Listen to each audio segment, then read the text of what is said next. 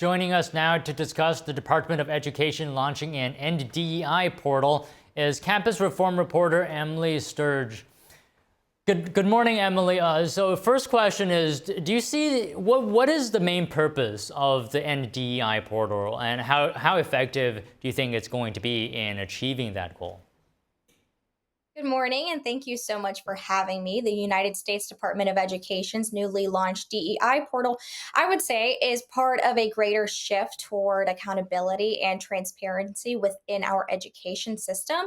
At the Leadership Institute's campus reform, we've reported that for far too long, parents and students have been silenced and stifled by bureaucracy within our education system. And this portal is going to act as a tool, maybe a sort of lifeline for parents and students to have a voice in holding academic institutions accountable. It's going to allow students, parents, and even teachers to submit instances of discrimination based on race or sex. And it's going to bring more of these instances to light and help root them out of our education system, hopefully.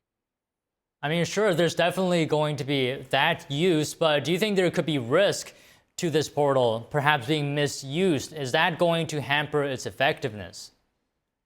I think the risks are worth it. I think the reward is much bigger than any risk that we will see. I mean, our education system has essentially operated as a black box where parents are sending their children off to school where they don't know really what's going on behind those closed doors. And this DEI portal is going to be bringing transparency. It's going to be allowing parents to have a voice in the education of their children. It's going to root out some of the indoctrination that's happening behind closed doors, maybe some of the brainwashing that might be occurring behind closed doors. And I think that transparency is worth any risk at the end of the day. But do you think this could result in excessive government intervention in curriculum, which sort of goes counter to what President Trump wants, right? Getting rid of, the Department of Education. I think it actually does the opposite. I think it actually roots out some of the indoctrination that would be happening behind closed doors. And you're right, this initiative does align perfectly with the Trump administration's central theme of rooting out government waste, fraud, and abuse. And we've seen other initiatives from the Department of Education, like offering federal worker buyouts, slashing wasteful spending when it comes to DEI contracts. So we've seen the Trump administration rooting out this corruption that's happening at the Department of Education. And I think the launching of this new DEI portal is part of that greater effort. And hopefully we will see positive change happening at the Department of Education. Can you explain to us, in your view, how does DEI negatively impact students? DEI is ideological indoctrination of a leftist worldview. It's very toxic and divisive in the classroom.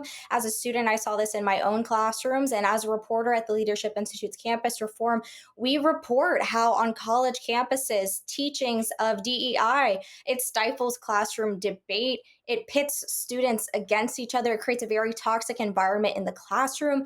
It limits free speech. I mean, it creates an environment where professors are encouraging one point of view over another perspective. And this shouldn't be happening. This ideological indoctrination should not be happening within our education system. The main point of our education system is to prepare students for their futures, and DEI teachings are not doing that. I mean, some are arguing that DEI programs are essential for fostering diverse and inclusive learning environments. Is that not what you're seeing? It's not what we're seeing. I would actually argue that DEI teachings do the exact opposite. They create very divisive environments. It creates a very toxic environment, and it's just not working in our education system. In K through 12, our nation's report card shows that students are struggling. 70% of eighth graders are not proficient in math and reading. That's what our nation's report card shows. And this doesn't just stop at the K through 12 level. Also on our college campuses, we see that academic ability is falling, standards have been lowered, and 72% of college graduates say that they're leaving college and they're unprepared. Their degree is not preparing them adequately for the workforce. So clearly education reform is needed on all fronts, K through 12 and within the higher education system. And I'm excited to see initiatives from the Department of Education and the Trump administration that address some of these issues. So you're talking about academic proficiency rates. How much of that is linked to DEI actually versus other issues in education? At the Leadership Institute's campus reform, we've recently been reporting how conservative values in education actually do lead to better educational outcomes. That's conservative values when it comes to anti DEI legislation, or also going back to the COVID-19 pandemic, where we saw blue states enact things like lockdowns and restrictions on campuses, restrictions of students coming back to campus. We saw blue states actually experience much higher rates of learning loss, whereas red states that prioritized student outcomes, prioritized students coming back to school following the COVID-19 pandemic, those states saw better educational outcomes. So it's leftist policies as a whole, whether it's DEI or whether it's those COVID policies, we do see a correlation between conservative values in education leading to better educational outcomes for students. Do you think this initiative could be long lasting or could it be overturned by a future administration? How permanent is the solution here?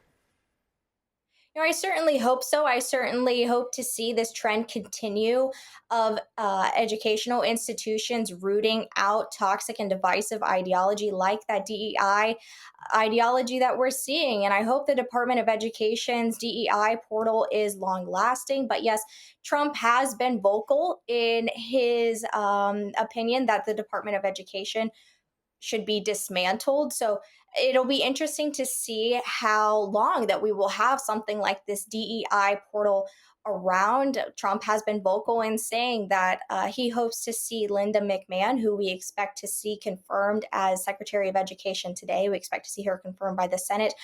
He has been vocal saying that he hopes to see her put herself a job. We could see jobs from the Department of Education transfer to other departments within the federal government. For example, Title IX violations could move to the Department of Justice. Handling of student loans could move to the Treasury Department. So we might start to see a shift in where complaints like that would go to this DEI portal. We might see a shift to other government agencies. And I hope that the Trump administration handles all of the legal background when it comes to these cases. I'm sure they will root out any inefficiencies when it comes to this handling of problems within the department. All right, Emily, thank you very much for your time today. Pleasure speaking to you. Thank you so much for having me.